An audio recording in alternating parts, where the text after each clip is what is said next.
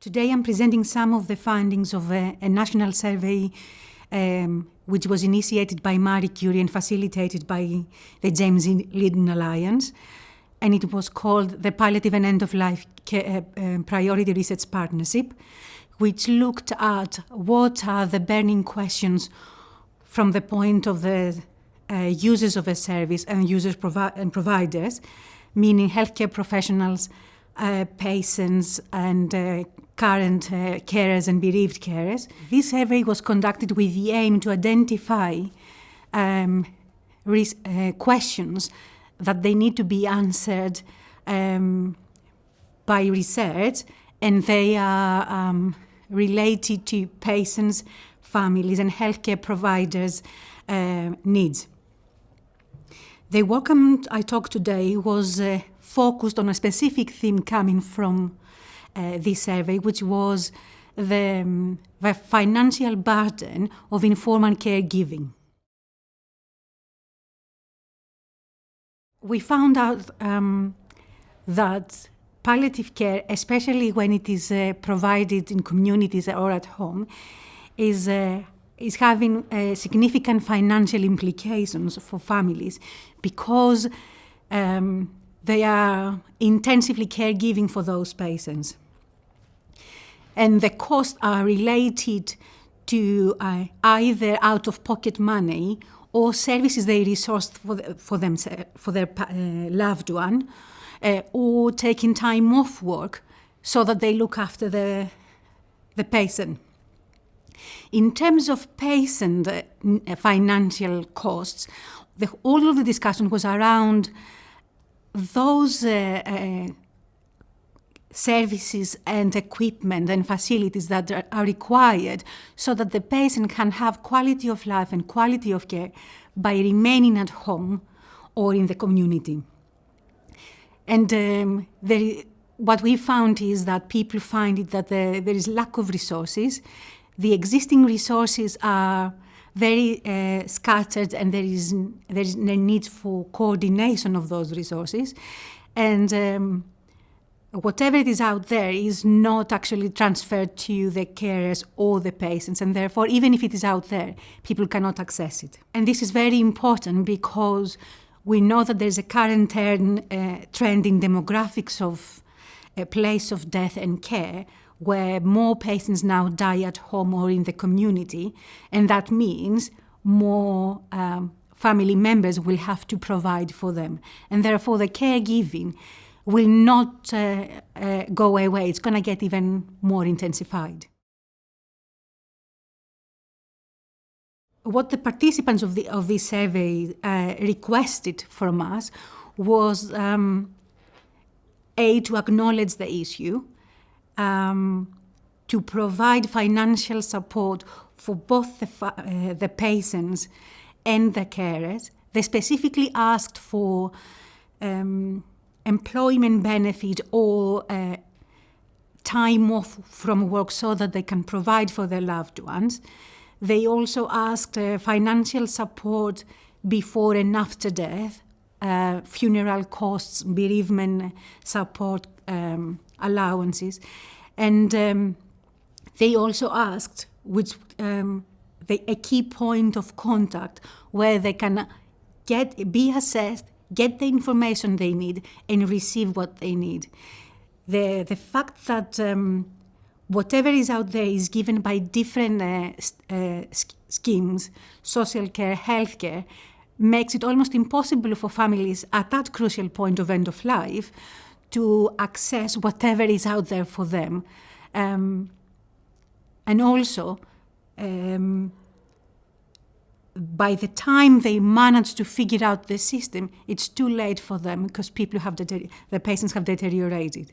So the fact that we don't do that in a timely manner has significant implications for the family and the patient because they can't receive it on time. Well, there is now a new initiative, a government initiative, to integrate health and social care. And this is something we would very much support because it's very difficult to decide which resources should be allocated to which pathway. And then when you have different streams, there's always this debate and sometimes the frustration of who is paying what. We could actually avoid that and coordinate services much better if those services were integrated. And that would mean that the patient or the family would have one point of contact where they could go and receive the support they need. But for research also, it's very important to acknowledge the issue of financial burden for informal caregiving for two reasons. One is that it's going to get more intensified because people die more now at home. Secondly, because the new policy initiatives suggest that we should withhold unnecessary treatments or unnecessary hospitalizations and keep people at home. That means then again that the family will have to do that. But what we don't know and we need to explore further is these financial burdens, what a kind of impact they have in families.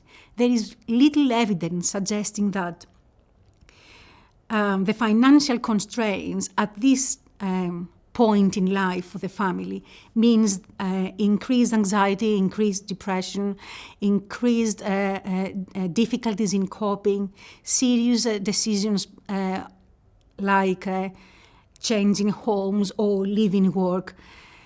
And we haven't explored that much into depth. We need to understand that because we need families on board. Because if we don't support the families will not support the patient to die at home. And we do know that patients' preferences are to be looked after at home and die at home. We also know that family carers have lower preferences in place of care and death at home, probably because of the struggles they have to manage to support the patient at home. And we also know there was the quality study from King's by Gomez and her team. They found out that in a survey of 600 bereaved carers, they found that if the family members are not supporting for the patient to be looked after at home and die at home at the end of life, it's very likely that the patient's wishes will not be met, will not be fulfilled. The carer's wish will be overpower that.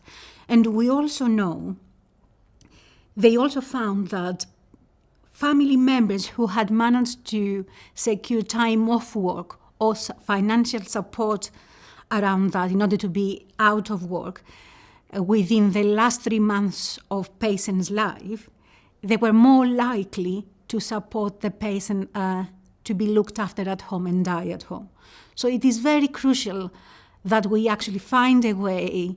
We acknowledge that families probably partially fund palliative care at home, that they need support in order to provide the care for their loved ones. And if we want to secure the fulfillment of the patient's wishes, we need to support their families. I'll answer you back. What if we don't do anything from now on? Imagine if we choose to ignore that families are actually taking significant part in the caregiving, and they actually pay for significant part of palliative care in the community, and yet we choose to ignore that. Imagine what is going to happen for those who can't afford to pay for themselves. Imagine what is going to happen for those communities that they are deprived. Imagine what is going to happen to those most vulnerable who don't have access to financial resources. Also, imagine if we choose to ignore that the financial constraints of end-of-life care, especially in community and at home, have a significant impact, negative impact, on the well-being of the family members. During caregiving and after death in bereavement stage, most of us, at some point in our life, we will be either caregivers or bereaved caregivers. Imagine if we don't do anything about that.